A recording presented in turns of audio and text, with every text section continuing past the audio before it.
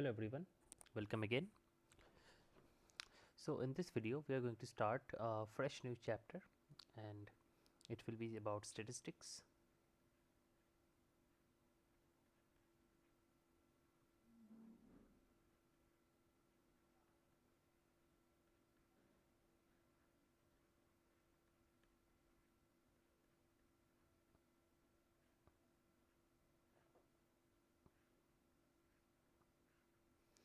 And in introduction to statistics we will be trying to wield some of the theories and we will try to understand a bit more about how to do some operations on data sets and how to make sure that this data sets conform to our needs. So what do I mean by data set?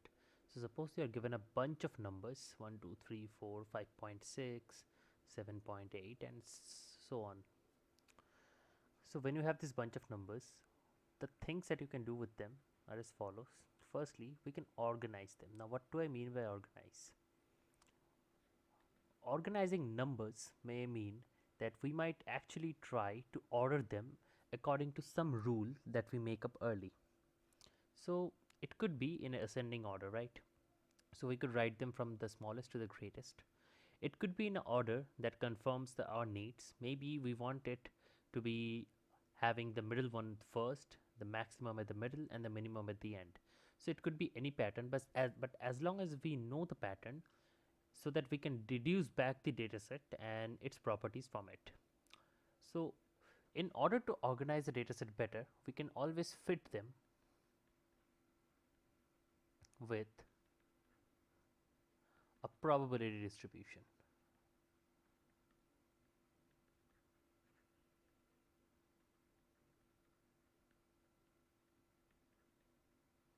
So this is what we can do, and what we understand here is that this data set, if we were to write it symbolically, it would be around x1, x2, x3,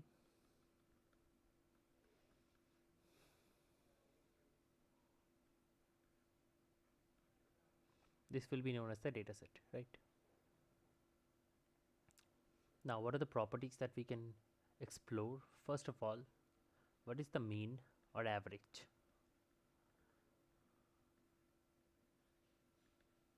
So let me write down.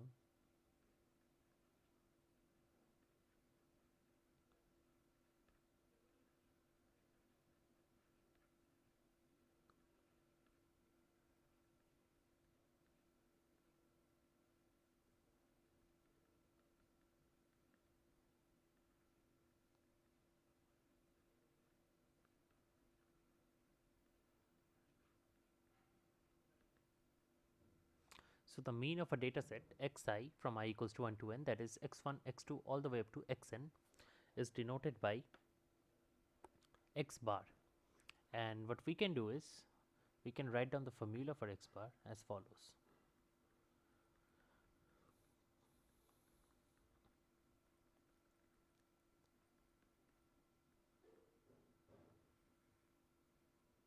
Divided by n. Therefore,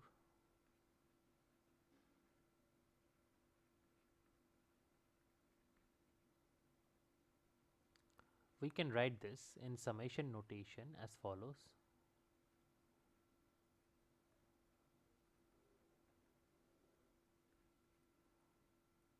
So x bar is basically 1 by n summation I equals to 1 to n xi, right? So this is how our sample mean would work. This is also known as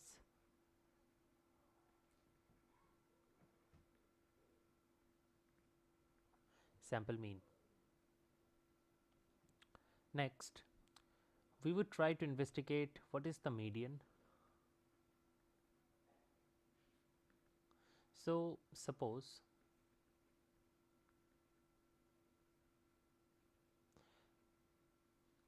I'm going to give an example to make sure you understand this concept.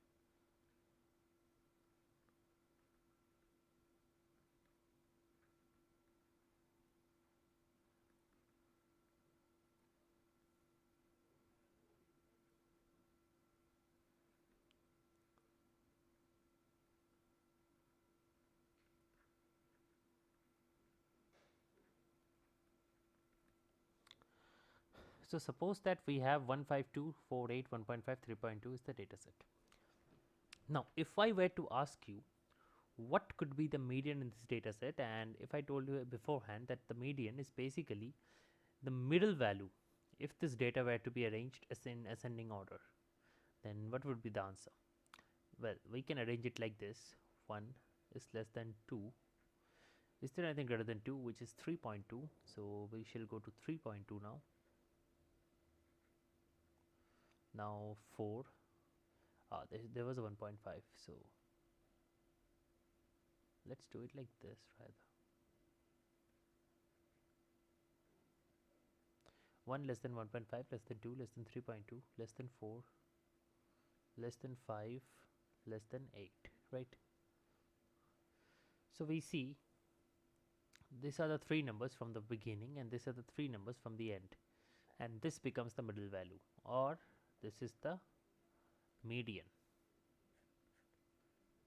So that's how the median is calculated. And mode is very simply, mode is very simply the value which appears the most in the data set. In this case,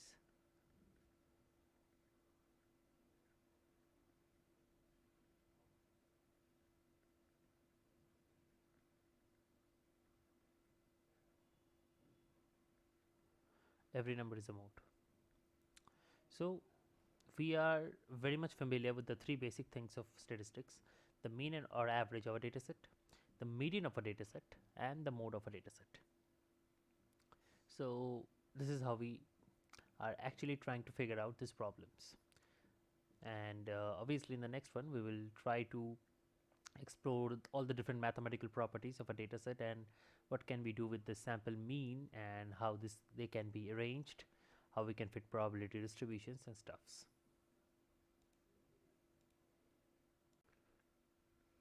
Xi, also the median,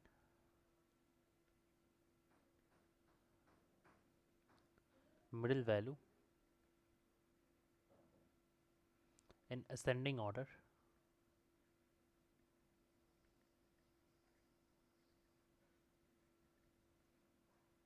the mode,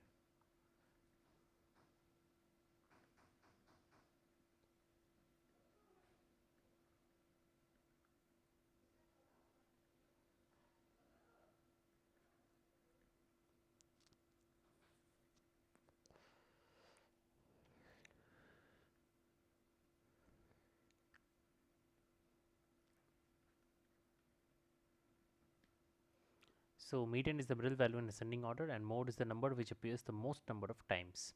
So these were the three statistics that we had defined previously. Now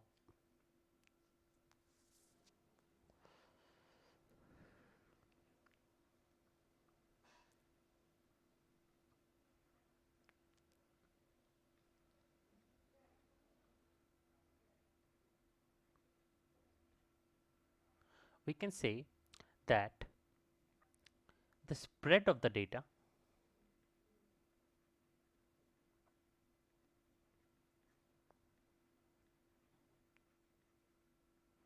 is given by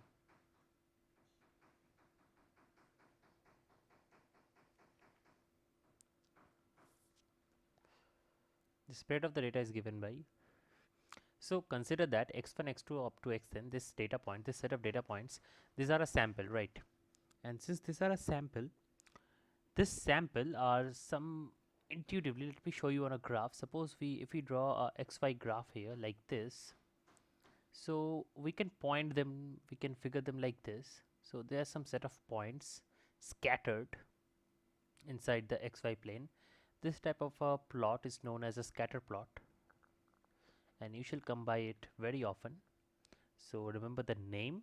So in a scatter plot, what happens, as you can see, this data are very much spread out, and is there a way we can measure the spread of this data? So what we want as mathematicians and as statisticians is that we want a number to give us a measure of how much this data are spread from each other. How do we do that? So what we actually do is we consider that this data points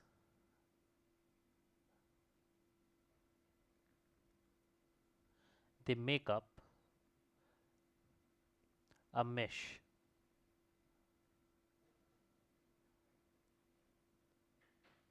They make up a mesh like this.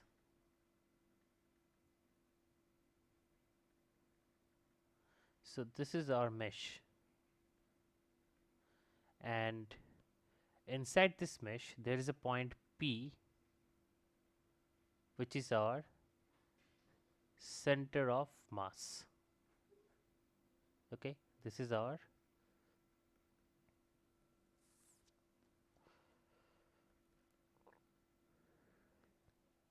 center of mass. And this center of mass here, this can actually be found out, because what we can do is we can take the averages of everything and this center of mass can be found out. So this center of mass is basically the average.